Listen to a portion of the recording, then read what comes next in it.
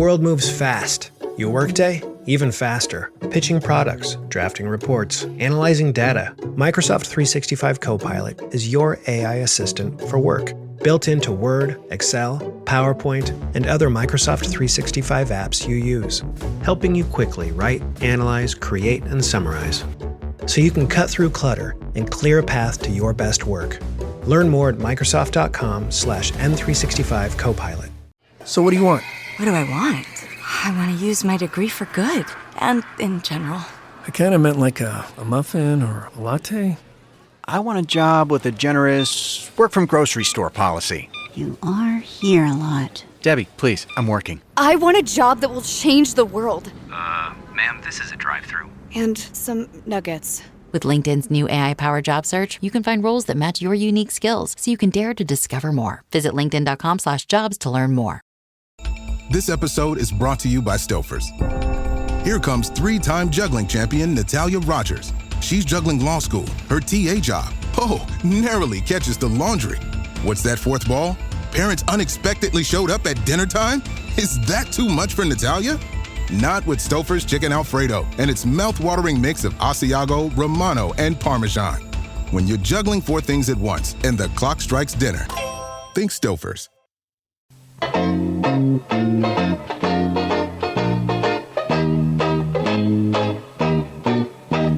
Hello, Comic-Con!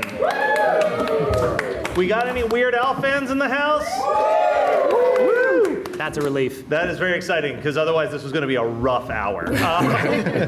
Are there anybody here who was here last year? Okay, slightly less exciting. Well, thank you for making a 15, 20-minute walk from where everything else is just to come watch a bunch of people talk about Weird Al for an hour. Yes. So I am Matt, and this is also Matt, and we host a show called Weird Algorithm. Thank you. Oh, thank you. And we are joined by two of our good friends who also talk about Weird Al as a podcast, Dave and Ethan. Yes. Hello. And Matt, how about you introduce the rest of the folks we got here? Absolutely, yes. And Dave and Ethan host Dave and Ethan's 2,000-inch Weird Al podcast, which is a very long and specific name that I got right? You got it right. Great. Also joining us, we have Eric Appel right there. The director of Weird, the Al Yankovic Story, which if you have not seen and you're in this room, what is wrong with you? Fair. Very fair, right? Yes, thank you for joining us, Eric. Next to that, we have Kelly Phillips. I'm sorry I knocked a microphone while introducing you. Kelly Phillips, artist, illustrator. And then next to Kelly, we have Jeff Nucera, a.k.a. UHJeff. Hello. I think maybe this might be the top panel of Weird Al experts the world has ever known. Yeah. So you guys are in good hands. Might be. Yeah. I'm an expert on the fake biography. Just to be clear.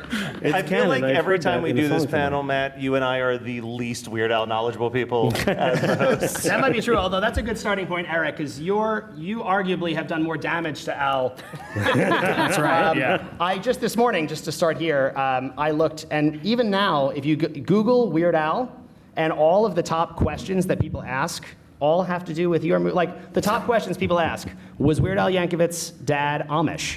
Did Al Yankovic get assassinated? I love that. Did Madonna date Al Yankovic? Yep. And did Al Yankovic's parents support him? Oh, that's amazing. Yep. So well done. Yeah. Thank you, yeah. When that was coming out, the best thing was watching like trailer reaction videos. Yeah. And people just losing their minds, so confused watching the trailer for our movie, which the marketing department loved. They love when people are confused when they watch a movie trailer. Were they confused about the movie or how to watch the movie? A little bit of both, not gonna lie. I told you earlier before we did the panel that I once did just like a friends hang out in the basement screening, and it was almost at the end of the movie when one of the people in my basement went, "Wait, so is this all made up?" That's awesome. So we're here to celebrate arguably one of Al's most beloved albums. 40 years ago, he put out Dare to Be Stupid. Yes. I think a lot of people rank this in their top albums. And I mean, for years, this was usually my number one through the nature of our podcast, I've really fallen in love with a few that I was ignoring back in the day. But this is still a pretty flawless album. It's a pretty beloved album. Absolutely, yeah. And what we're going to try to do, Matt and I are going to stay out of this nightmare, but the rest of our panelists are going to draw some numbers at random, and we are going to try to rank the tracks on this album from worst to first. Each one of our panelists will get a veto card that they can use exactly one time to save a song. The unfortunate thing is if you draw the number 1, you really have no decision at all in this. You just get to say what song is left on the album. So weirdly, whoever draws number 2 has a lot of power in the game. So we'll see how that goes for everybody. Wow. I'm excited. I don't know if Matt Kelly came up with this game, and it's going to be great. I'm still not sure I fully understand it, but I'm excited to learn how to go. Much like playing Settlers of Catan or Risk, just figure it out while we play. Perfect. 2 games I have struggled with a lot. We're sorry, everyone. But yeah. I'm curious about how this plays out, because I think that there's like 2 or 3 songs that everyone would agree is vying for the top positions, and maybe 1 or 2 songs that feel like easily could be in the bottom. All right, well. But, I mean, I've got no clue where anyone's going to get. Like, in the emails we sent, actually, I should mention this. In the emails that I sent explaining the rules, I have a very strict rule. We don't have a veto card, but you and I, as the moderators here, trying to make people spend their veto cards is strongly frowned down upon, and unless you have a compelling enough argument to make us buy that you are sincere when you're putting a beloved song in the 11th place, we will have our own secret moderator veto power to be like, we're calling malarkey on this move that you're doing. Great. We have malarkey calling ability. Yes, yeah, we don't have a veto card, we have a malarkey card. Okay. So, I need a hat. Thank you, Ethan. Yay. My official 2,000-inch hat, and it has my official UHJeff pin on it. Oh, UHJeff. So, Dave, please draw two of these. Right. 1, 2, and keep them secret for now. I am. And there's your veto card. Thank you. Ethan. This is terrifying. I got 2. I know, like my heart rate monitor is We going were having fun, off. and that got really serious as the hat started getting passed. Yeah, vamp for the audio listeners. Vamp for the audio Am I listeners. able to look For the at people the listening. numbers, or is it You secret can to look me at the too? numbers, but Okay. you should keep it secret to the rest. Okay. Yeah. Top secret number, choosing. Everyone picks 2. And your veto card fell on the ground. This is an album of 11 songs. I got my favorite number, Just Hey. these, just 2. which is 27. So I don't even think this is. I don't think he did it right. There's only 11 tracks. It appears. Here, I'm going to give this. I either have a lot of power in this game or no power. I'm going to borrow your mic for a second. It appears I made a mistake. There's 11 tracks on this album. We have a number left. So I think we're going to give it to a random member of the audience. You, with the wireless microphone. Oh my gosh, what? Me? Wow. I get to be a part of this? Oh, well, thank you so much, Matt Kelly, who I'm meeting for the first time. Wow. Wow, that unplanned bit worked great. What were the chances that there'd be someone with a wireless mic and a name tag out in the crowd? Amazing. All right, so to begin this, I guess, who has the number 11? It's me. Oh, Kelly. So you get to pick what is the bottom of the list on this album. I feel like from pre-show deliberations, this might already spur arguments, Can but I interrupt for a feel... second?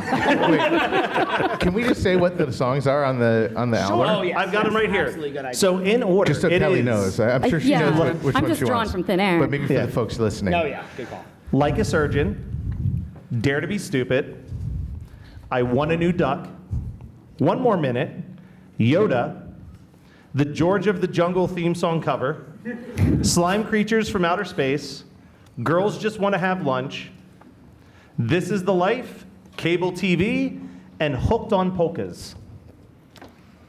It's going to be tough. A lot of good songs there. And a cover. How do you really feel? Wow.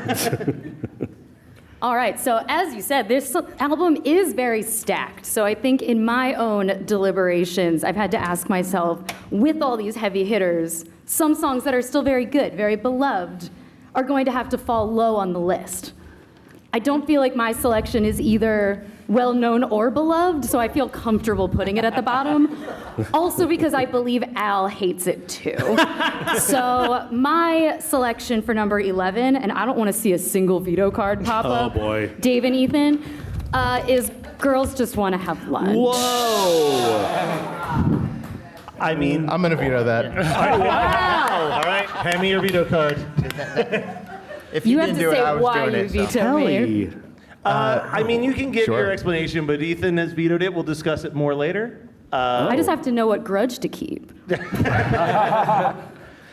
Listen, Kelly, I would have put it probably in about the same space, I think. In but, the correct spot, but go on. But all right, so what is your next lowest then if it can't be Girls Just Want to Have Lunch? I'm gonna make some enemies today. This is gonna be fun. Jeez. All right, so then you have forced my hand.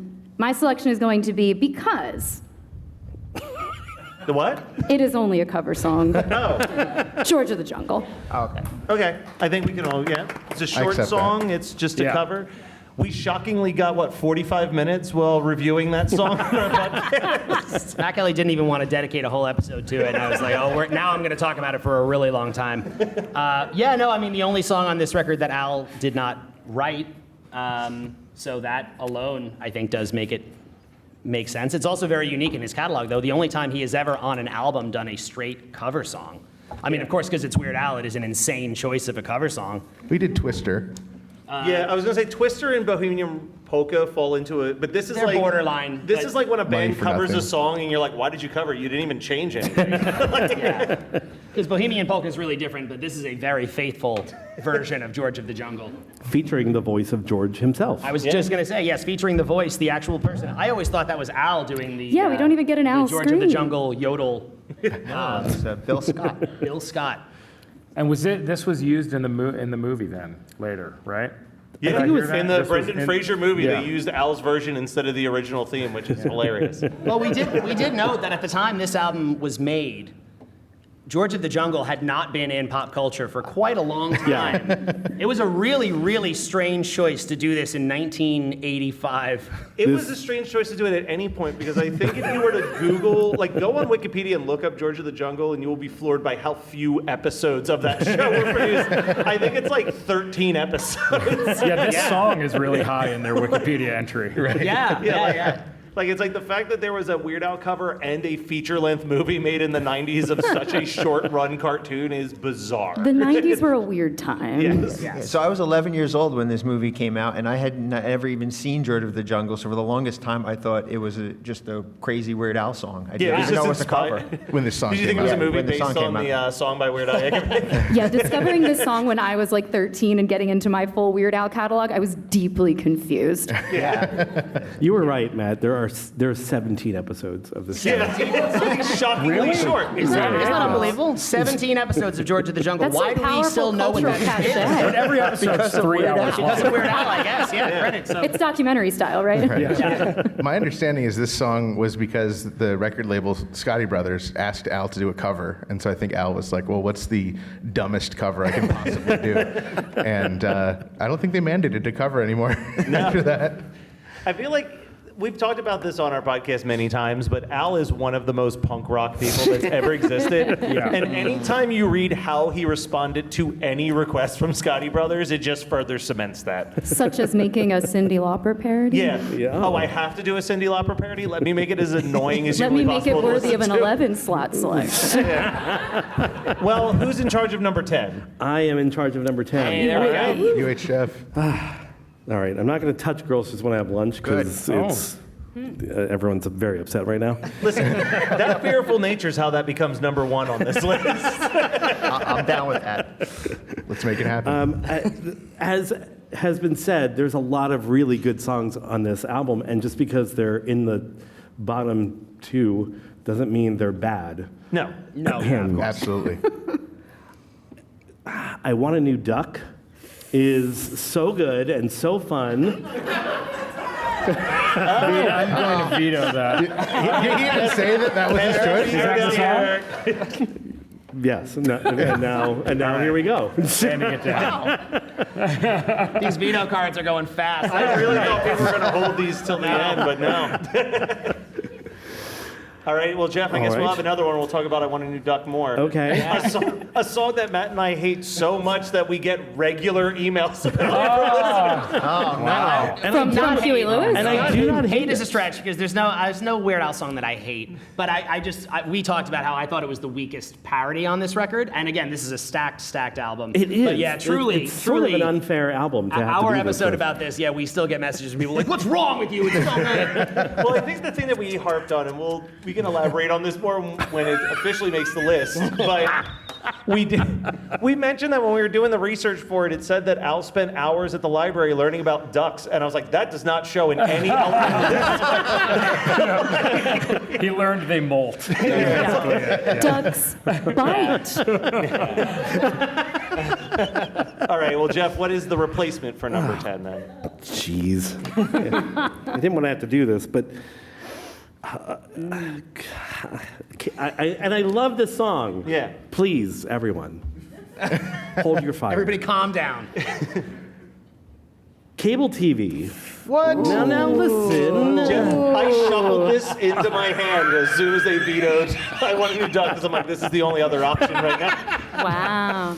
And I love this song, and I will scream it in my car driving. Yeah. Jeff, Any can I chance borrow get. your veto so I can veto it? And it's an early example. I think it's the first lyrical example of the number 27 creeping up into Al's songs. I think that's right, yeah. It's a very important piece of Weird Al history. And this is what you do to it. But there's so many other stronger hits on Jeff, this album. In your defense, though, I think, was it John that we read had admitted that this was supposed to be more of an Elton John parody that just did not work, so they went with just a straight original at a certain point. Yeah, which is why I love it so much. It's such a good Al original song, and I'm sorry, everyone. It's a very interesting for anyone who doesn't like cable TV. Again, a deep cut from this record, so you're forgiven if you don't know it, but it was apparently originally conceived as an Elton John style parody. He was trying to write something in the style of an Elton John song. Specifically the song Hercules. There's a song called Hercules, a deep cut Elton John song. But apparently they just didn't quite feel like they nailed it, so they stopped and they just pivoted in another way. So you'll hear elements of Elton John in it, but then ultimately they didn't finish it that way. Yeah. It's the fun. chorus specifically, if you listen to the chorus of Hercules and the chorus of Cable TV, you can hear that it's almost the exact same melody line, but that is the only part that feels like Elton John in the final product now. Yeah. It's weird. You like about to listen to the song Hercules, Jeff? I saw you open your laptop. No. This one didn't. I feel like this doesn't age well. Like, my kids don't know what cable TV is. Yes, exactly. That's another factor. Al's really good at the time capsule song. I was going to make that point, Eric, because if you listen to the lyrics, they're spending $50 for 83 channels. 83 channels at the time in 1985 was a lot of channels. Yeah. Now you don't get less than 1,000 channels with cable TV, and good luck finding cable TV for $50 a month. I mean, it's just. Yeah. It is also funny. The jokes in the song are all about like, oh, I can watch the racquetball channel and like the Korean stock report. Nowadays, you're just like, yeah, of course you can. Yeah. Why would you not? Those are straight If up you real wanted to watch that, that's fine. Yeah, I DVR that. Yeah, But there's at the like time, it was 200 channels that are anthemic. just like jukeboxes playing music. Exactly. Yeah. Can't watch this, I feel like, on Off the Deep End. Suffers from a similar thing. Yeah. It It's does, like, yeah. my kids don't quite get the references, because it's Absolutely, all TV yeah. shows that don't really exist. But I do think Couch that, potato, too. Yeah. Absolutely. But I think that I can't watch this of like the songs he wrote about too many television options.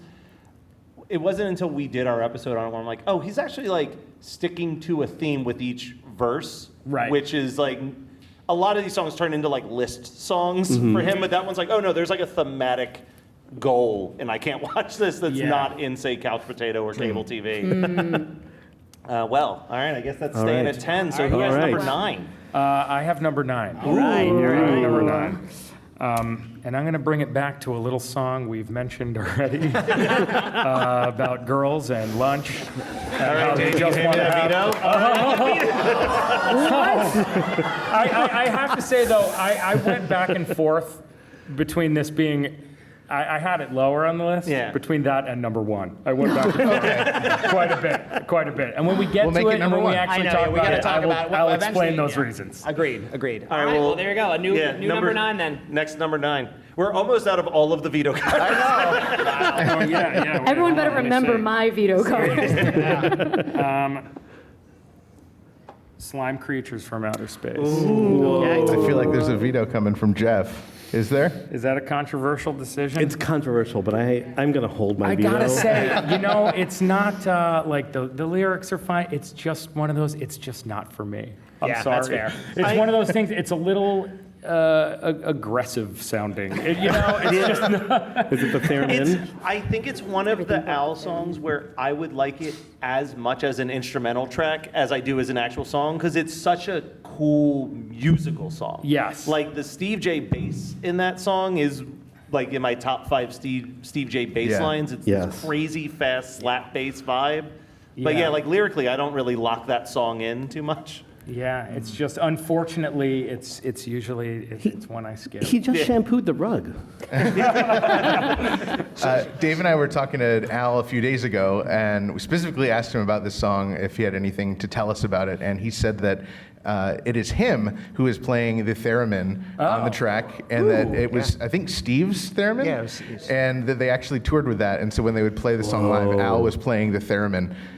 So can't believe you'd rank it so low, Eric. That must be wild. There's a lot of What an indictment on his theremin playing.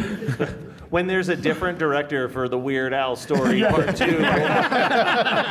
historians will point to this exact moment. Yeah, I thought you were going to say, we talked to Al the other day and asked him about this song, and he said, if Eric Appel says he doesn't like this song, we're done.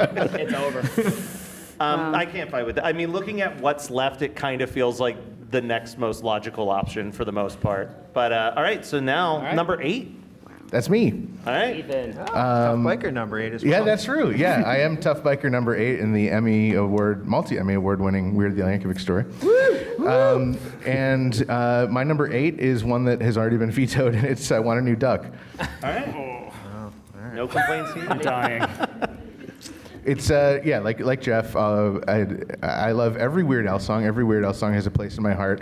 There's not a single song not by Weird Al that I like more than any of Weird Al's songs. I'll say that from the bottom of my heart. But when ranking this album, I like the song "I Want a New Duck," but it's not my favorite compared to the other ones. And there's a lot of good jokes in it, and it's silly, and it's just not. I don't like it more than Girls Just Want to Have Lunch or cable TV. How do you feel about I Want a New Drug? I mean, I love American Psycho, and I love the parody version that Al did with Huey Lewis, and I think it's a fine song, but I don't like it better than any Weird Al song, as I have just so diplomatic. laid out. Wow. So I have a funny story about I Want a New Duck. Is I was talking to John Bermuda Schwartz, Weird Al's drummer, after one of the shows on a previous tour, and Weird Al did this song in concert, and in the song there's quack, quack, quack, quack, quack, and pretty much the whole band is up on stage quacking, which I'm sure they love doing. So I complimented Bermuda on that, and I said, I really like when the whole band's quacking, and he goes to me, I don't quack. He was very adamant about that. Glad we got that on the record. Yeah, that's on the record. That sounds important to him. And you guys dislike this song too. Yeah, I think I wouldn't. Again, dislike is a strong word. I think in all of the parodies on this record, this felt the least clever to me. I will also say I think I Want a New Drug is not my favorite Huey song. Right. To me, at this time, when he's like Huey Lewis, this is a good time to do. But like any other Huey Lewis hit, I think I would have probably had more fun with. I just don't.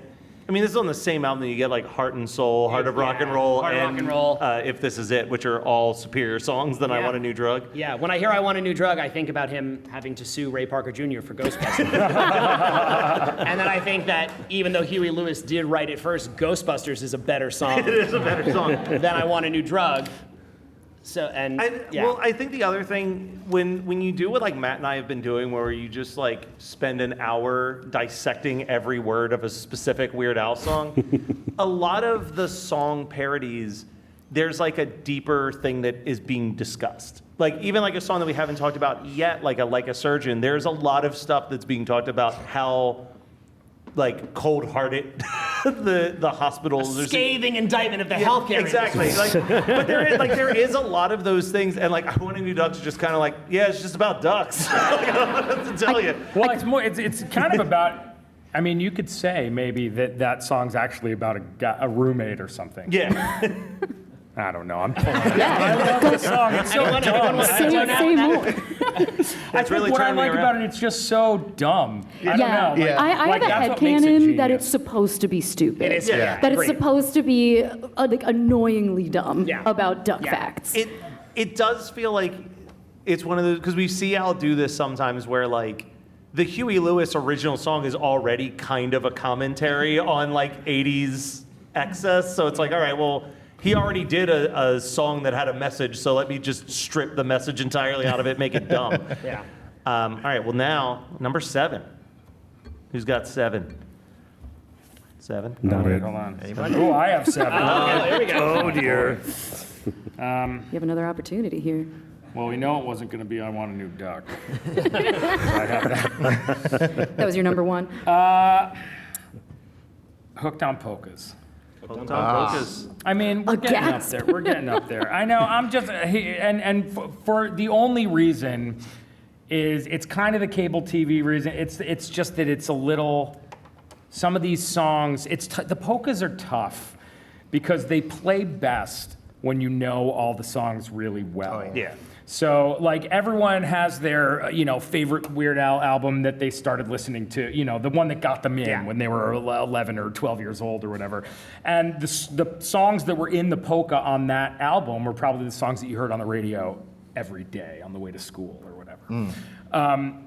This one just has a few that I'm like the songs are a little more obscure. They didn't really stand the test of time. It's not that Al's polka didn't, but it's like the songs that are being referenced in that just aren't as exciting to me. And there's some great ones, but let me see. What are the ones that I don't? I just actually pulled up the list here. So in this polka, and it is actually even in his polka world, there are a few here that have really kind of been lost to time. The first song featured is State of Shock by the Jacksons with Mick Jagger. Who in the world remembers that song? I do, from the Harvey Leeds. A bunch of different ways, yeah. The Harvey Leeds performance in Al TV on the Complete Al. I think that's the superior pinnacle. Al State of Shock cover, honestly. But State of Shock, then Sharp Dressed Man by ZZ Top, What's Love Got to Do with It, Tina Turner, Method of Modern Love, Hall & Oates. I don't think I even knew that was a Hall & Oates song until yesterday. And I am a proud Philadelphian. Hall & Oates, a billion hit songs, and he landed on Method of Modern Love. It's crazy. Owner of a Lonely Heart by Yes, We're Not Gonna Take It, Twisted Sister. Yes. 99 Luftballons by Nina. Footloose by Kenny Loggins. Another weird one, The Reflex by Duran Duran. Was a hit, but not their most memorable now. It's not Rio or Hungry Like a Wolf. Mental Health by Quiet Riot, and then Relax by Frankie Goes to Hollywood. Which, I mean, you do get to hear Al say when you want to come about 15 times at the end of the song. I was going to say, it's worth noting, because this is, the Hooked on Polkas is the last song on this record, and it's pretty unusual that he ends an album with a polka. I think Bohemian Polka is the only other one, right? Yeah. It usually falls like smack in the middle of the record. Yeah. So the fact that this entire album ends with his triumphant "When You Want to Come" is maybe the funniest thing Al's ever done. Yeah, it's also, I mean, it's also so early in him doing the polkas that like the art and the full-blown like Spike Jones vibe of his polkas hasn't fully taken shape just yet. So it's like what you expect in a polka going back to this. You're like, oh, this is a little bit more straightforward than what he was able to start doing. Yeah, they get so good as time goes on. All right, I love the hammer part. Yes. And I heard this before I ever heard Maxwell's Silver Hammer, and I think that's why that's my favorite Beatles song is because of Hooked on Polkas. Yeah. And so I love that reference, and I think it is a direct reference to Maxwell's Silver Hammer because that's Al's favorite Beatles song as well. So I thought that was cool. That makes a ton of sense that that's Al's favorite Beatles song. Yes. Adobe Acrobat Studio, so brand new. Show me all the things PDFs can do. Do your work with ease and speed. PDF Spaces is all you need. Do hours of research in an instant with key insights from an AI assistant. Pick a template with a click. Now your prezzo looks super slick. Close that deal? Yeah, you won. Do that, doing that, did that, done. Now you can do that with Acrobat. Now you can do that with the all-new Acrobat. It's time to do your best work with the all-new Adobe Acrobat Studio. This episode is brought to you by State Farm. Listening to this podcast? Smart move. Being financially savvy? Smart move. Another smart move? Having State Farm help you create a competitive price when you choose to bundle home and auto. Bundling, just another way to save with the personal price plan. Like a good neighbor, State Farm is there. Prices are based on rating plans that vary by state. Coverage options are selected by the customer. Availability, amount of discounts and savings, and eligibility vary by state.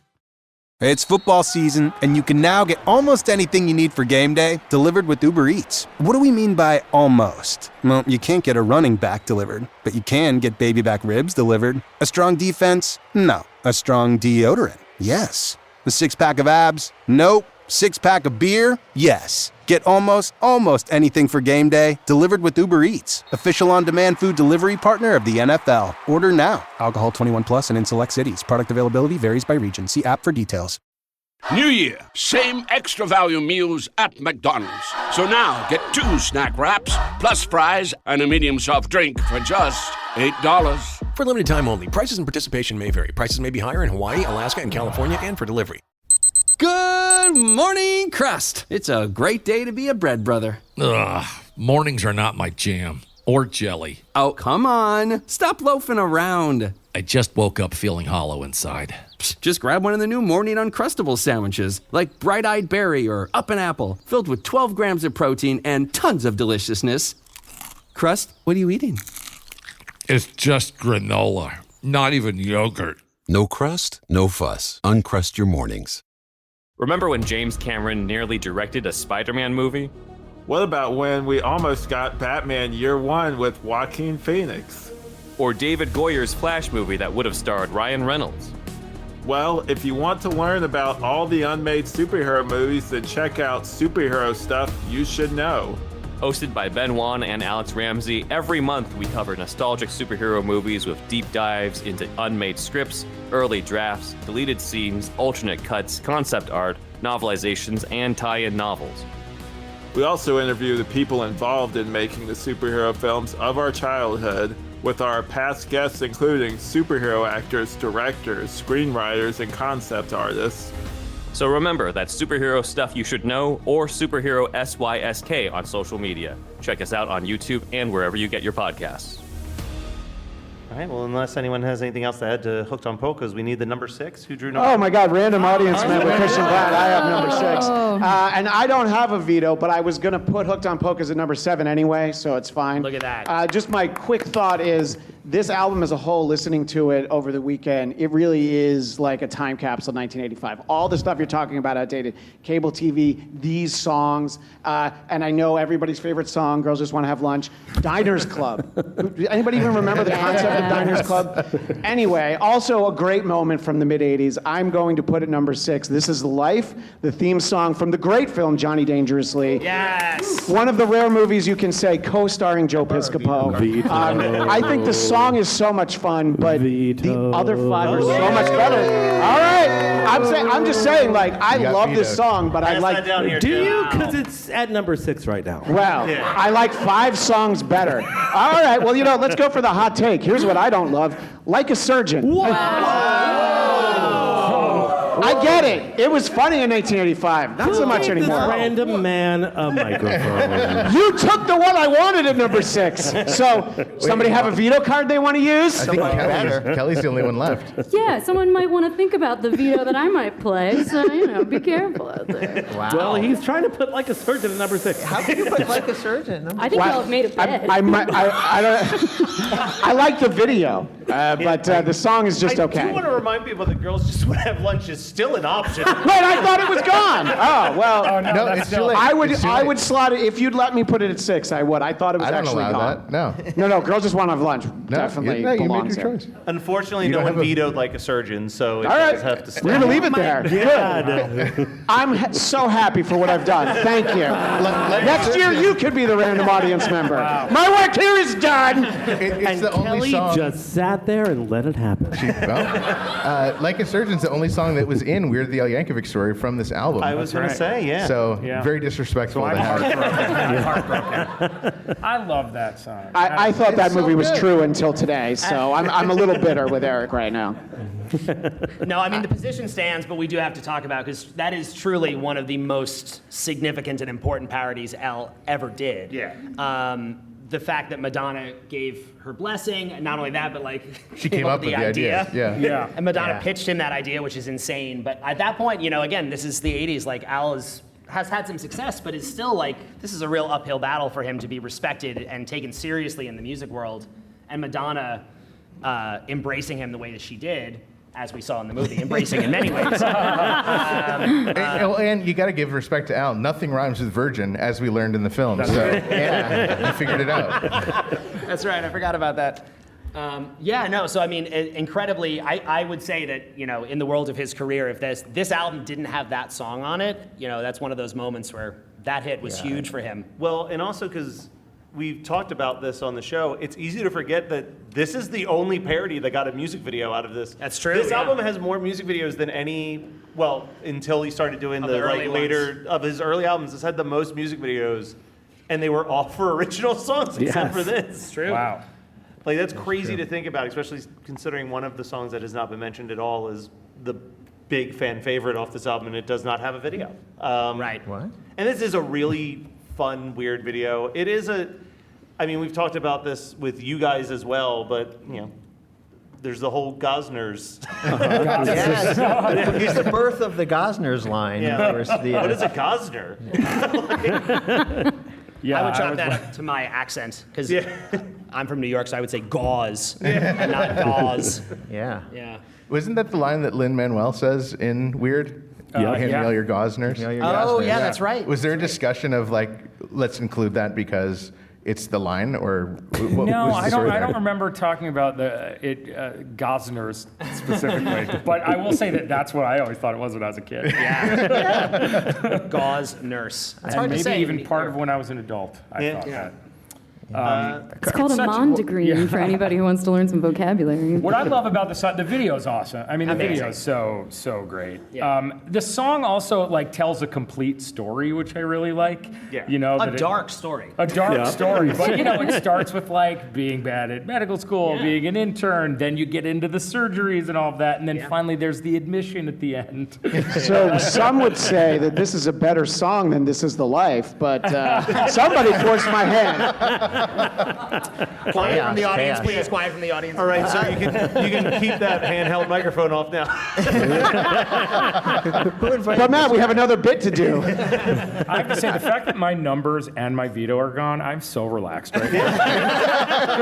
Eric is off the clock. It's just hang like out, let it talk about fall where stuff. it falls. And speaking of letting things fall, Well, go ahead. I'm a little bit embarrassed to be on a panel at Comic-Con that's ranking Like a Surgeon as number 6 on Weird Al's Dare to Be Stupid album. Maybe you should have let Girls Just Want to Have Lunch chill where it was. I do have a note that I was, again, a couple days ago, I was backstage at a Weird Al concert talking to John Bermuda Schwartz, again, Weird Al's drummer, and asked him for some trivia on the album. And one of the bits of trivia he gave me was that this was the first Weird Al song to ever use a drum machine.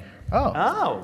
Wow. Oh, that makes sense, yeah, to do the track for this, And he couldn't think of any other songs on the album off the top of his head that used a drum machine. He thought everything else was live drums. Wow. Yeah, it's interesting to think about how much technology Bermuda has had to pick up through parody. Yeah. Here's actually a question now, if you guys know this. I was listening to the record yesterday in anticipation of this, and on this song, Al's voice feels higher than I'm used to. Do we know, like, did he speed up the track, or did they do something to pitch shift his voice up? I can't tell if it's just because he's obviously also a chameleon vocally, and he can sound really different from song to song. But it feels like he's like got this like just like sweeter, like a just a slightly higher vocal. I can't tell if that's him putting that on or.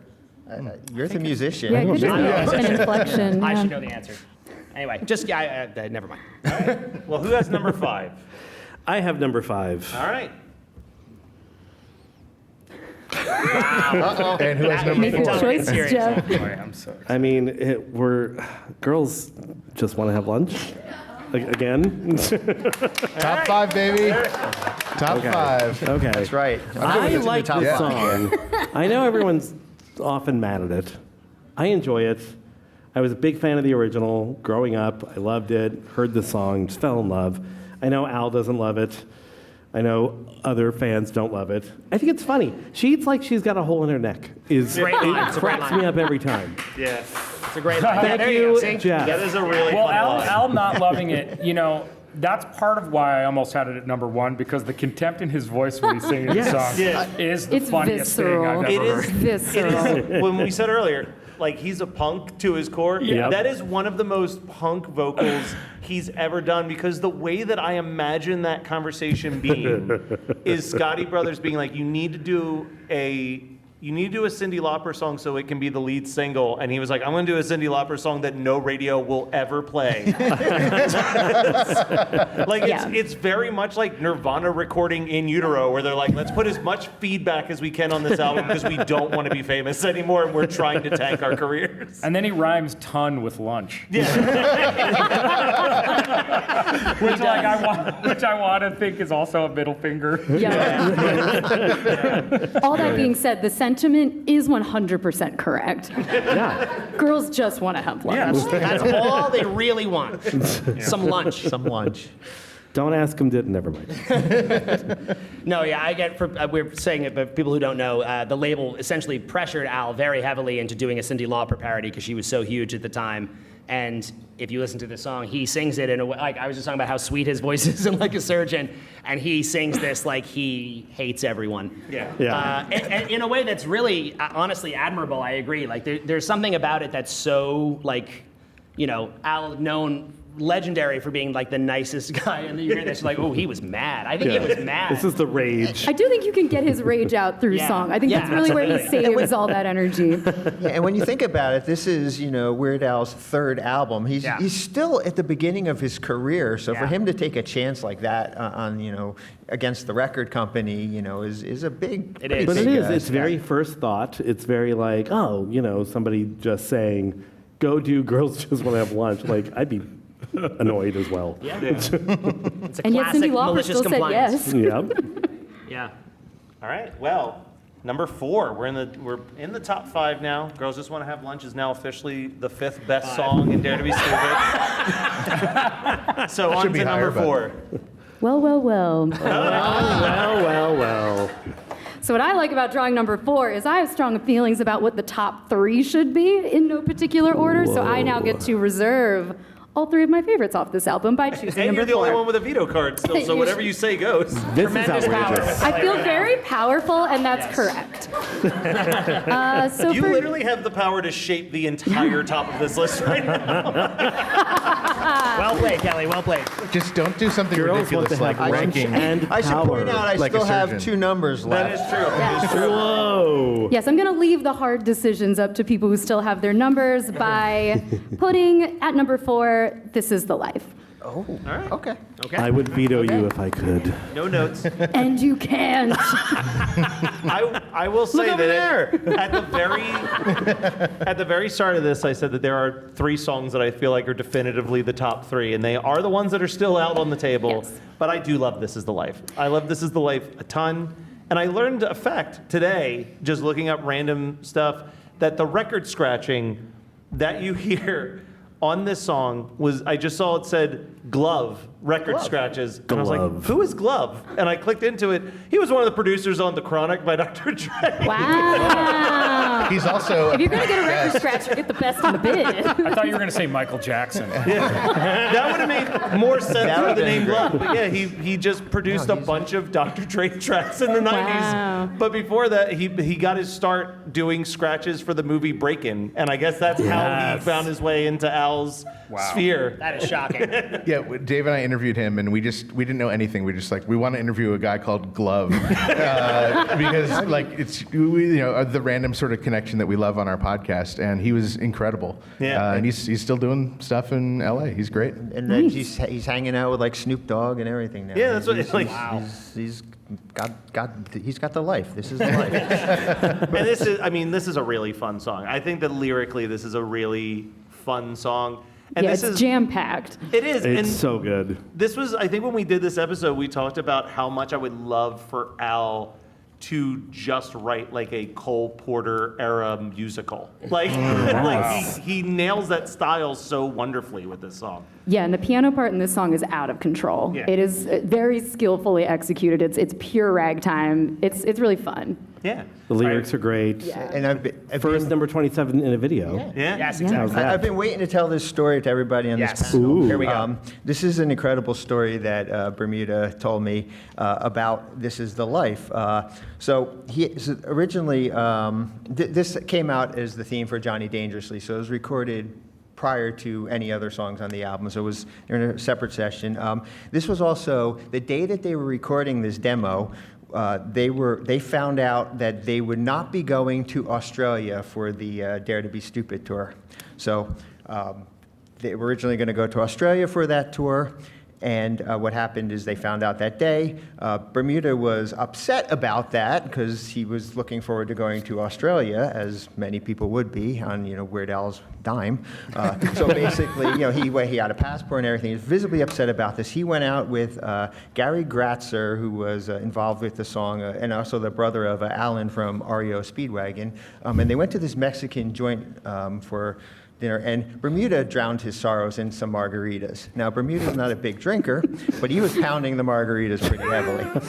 And he came back to the studio and then had to record This Is the Life. And he had enough margaritas that it was very difficult for him to record at that point. So he ended up taking 16 takes before they got something that was usable. Wow. And Bermuda usually could probably do it in 1 or 2 takes easily. Incredible drummer. Later on, he also mentioned that the album Poodle Hat does not have any music videos. Don't anybody? Bob. And Bob. But they did do a special, and they did do a video for Bob, the Bob Dylan pastiche. And in the video, Bermuda is one of the actors in the background, along with Weird Al's manager, Jay Levy. And it wasn't until they were actually on the set recording the Bob music video, or the Bob video, that Bermuda actually told Jay what happened, that he had been drunk. So he held that secret for all those years, and he told it while they were filming, so Jay could not get mad at him. Amazing. Brilliant.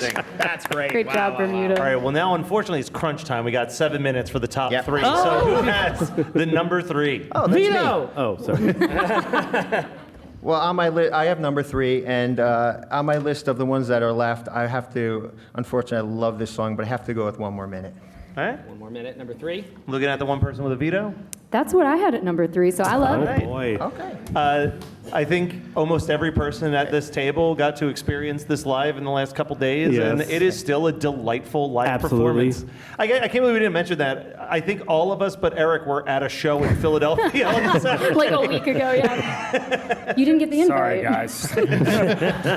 Are you even a Weird Al fan? I was making another movie. That's what they all say. We're all making movies, Eric. Calm down. For 1 more minute, I can happily say I have been sat on by Al before at a show, so I feel like I've had the full experience.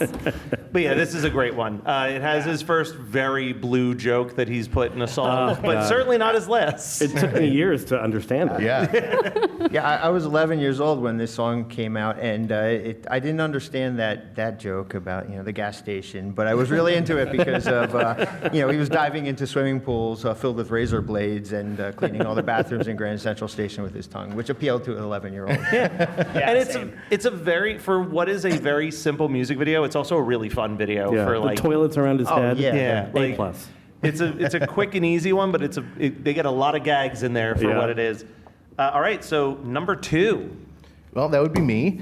And so the dear. only 2 tracks that are left are Dare to Be Stupid and Yoda. Definitely both belong in the top 2, I think. And Kelly has her veto card in her hand. Here we go. Just so you know. Well, I mean, this is your last chance to use I it. know. So I'm wondering if I should go with the one I want in first, so you will veto it. This is how we've gamified this. Yeah, just purely because Kenneth Crazy Ken Gwinup's favorite song. He's the one of the greatest Weird Al fans of all time. His number 1 favorite song is Dare to Be Stupid. So in honor of him, I'm going to put Yoda in number 2. Oh, Kelly has The put veto down card has the been veto placed card. That was down. also my selection, so I approve. Which is to say she's not vetoing it. Yeah. Correct. Yes. Yoda at number 2. Yoda's Yes, staying I at number spoke. 2. I mean, it's great. It's been his closer for decades now. Yes, yes. Also an interesting story in that it was the first or an early parody of his that took a tremendous amount of effort for him to get cleared because Yeah. he needed to get permission from both the Kinks and George Lucas. Yeah, you know, you start out making fun parody songs, and I don't think you realize at first just how hard that would be to do. Yeah. And didn't he? I mean, he wrote this. I think this was goes back to his earliest days, right? It took 3 albums for him to get it cleared. Yeah, there's Wow. an all accordion version of it from Right. early 80s, yeah. Yeah. So here's another tidbit that Bermuda filled me in on that I Yeah. had not known about, is there's a demo version of the accordion, but this was originally recorded for the first album. There's a studio version of Yoda that has not leaked out anywhere. Nor has the existence of that ever been Yeah. shared, as far as I'm concerned. Yeah, I don't. Wow. This first I heard it when I was talking to Brita. So there's a version, and it's basically his first album's all accordion based. It's accordion based version, and I think Bermuda and Al were kind of happy after the fact that it got bumped all the way down to Dare to Be Stupid, because then they could do more of a true Yeah, that's amazing. Kinks parody of it, which rather than the accordion version. Although I will say I love when they do it live, because when they do it live, it is very accordion heavy, Yeah. and they end the show with all of Al doing. It's so great to hear it that way. But I do agree. I like the studio version being so close to the original Lola. Yeah. Yeah, no, again, one of Al's most beloved, and was never a single. It's only so beloved because it's been such a fan favorite for such a long time. And I love that so much. It's also one of the early versions of Al doing a parody of a song that's already kind of weird in its own right as a song. Because he doesn't do that often. He likes to do parodies of goofy songs. Now, Dave, do you Of non-goofy songs. Non-goofy songs. Yeah. He likes to take a serious song and make it silly, but this is already kind of a weird, silly song to begin with. Dave, do you want to do the What honors? should I pick for number one? Get that veto ready. Get the veto ready. Yeah, I think. Yeah, what would happen if I veto that? Ooh, chaos. Yeah, the only choice left is the album, the song that the album's named after, Dare to Be Stupid. And Hooray! it's a masterpiece of a song. Yeah, I didn't have it on my personal number one, but I'm happy with it, being number one on our collective list. Yeah. Yeah, for sure. What was your number one, Dave? Mine was Yoda. Oh, okay. Okay? Yeah. Fair I mean, enough. these are. Acceptable. Did everyone else have Dare to Be Stupid? I did. That was my number. Yeah. Yeah, that would have been mine too. I think it was mine, yeah. We said this when we did the episode, and then when I was seeing Al live, it just reminded me, this is more than just a style parody. It is like an ethos. It is like Yes. it's a call to action. It is. It's like literally a call to action. And I have with- answered. Yeah, you ask any Weird Al fan, about what theme, what song brings to the mind. It's Dare to Be Stupid. I think is Yeah. everybody's Yeah. says this encompasses what it is to be a Weird Al fan. Yeah, in Dare to Lily Be Hirsch's book, Weird Al Seriously, she has a really great section on just how anthemic Dare to Be Stupid is and how it really has become a call to action and is very much the undercurrent of Al's career, even if it happened accidentally. So if you want to hear even more takes on how excellent that song is. Which book did you name there? Weird Al Seriously? Who happened to do the book art for that one? It was me. But the academic Lily Hirsch is the one who interviewed and quoted me about Dare to Be Stupid, maybe, so go read it. Well, we are in the final minute, so I'd say starting at Jeff and moving down, let's Hi. just real quickly introduce and say where people can go and check you out if they enjoyed this panel. If you enjoyed this panel, you might also enjoy my documentary about a troupe of burlesque dancers who stripped to the music of Weird Al. It's called Tight and Nerdy, and you can go to beartobestupid.com. Thank you, It's a great sir. name, right? It's a great name. Beartobestupid.com for more info. Yeah. Or Yes. stay here, and I've got flyers. All right, you can find me at Kelly P Comics anywhere on social media or kellyphillips.net, and that's where you can find my book about growing up being a Weird Al fan. It is a comic graphic memoir. Yeah. And I will have that at the Geekscape booth at 3 o'clock if you would like to come by for 30 minutes only. Yeah, from 3 to 3:30, she will be selling copies of that book. Come and get it signed. Yes.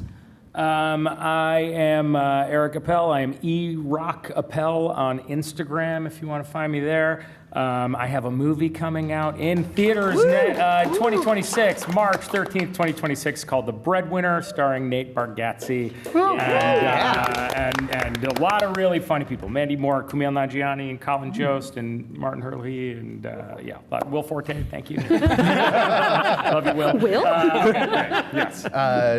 You can check out Dave and Ethan's 2000-inch Weird Al podcast at weirdalpodcast.com or 2000inch.com. And special shout out to Dave, whose birthday is today. Happy birthday, Dave. My beloved co-host. Broccoli and beer.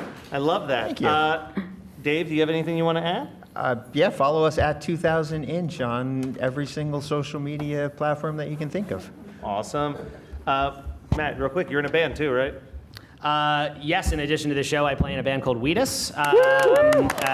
We are doing a whole bunch of touring this year because it's the 40th anniversary of Dare to Be Stupid. It was the 25th anniversary of that band's first album. Wow. So we're doing a whole bunch of shows around America and Europe. So check that out. But also, check out the Weird Algorithm podcast, which you already are if you're listening to this. So I guess that's a bad plug. Yep. And I'll be at the Geekscape booth all weekend. Come and say hi, 1632. And hey, if you have to fill out any type of surveys and they ask, say, hey, we want more Weird Al panels at San Diego Comic-Con, and hopefully we'll get to do this next year, maybe with the 30-year anniversary of Bad Hair Day. Whoa. Thank you so much, everybody. Thank you, Comic-Con, for having us. Thank you, Sherwood, the most incredible audio guy in the world. Yes. So long, everybody. Thank you.